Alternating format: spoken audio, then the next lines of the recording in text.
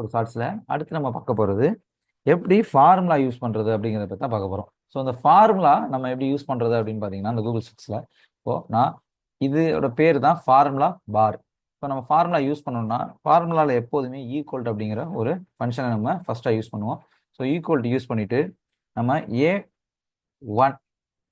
One அப்படிங்கிற செல் நம்ம choose பண்ணிக்கிறோம். ஏ1ங்கிற செல்லில் எதுவுமே இல்லை, அதனால் நம்ம B3 அதாவது இந்த செல்லு வந்து நம்ம சூஸ் பண்ணிக்கலாம். B3 அப்படிங்கிற செல்ஸை சூஸ் பண்ணிவிட்டு ப்ளஸ் அப்படிங்கிற ஒரு ஃபங்க்ஷன்ஸை கொடுத்துடலாம். கொடுத்துட்டு நம்ம B4ஐயும் ப்ளஸ் பண்ணலாம்.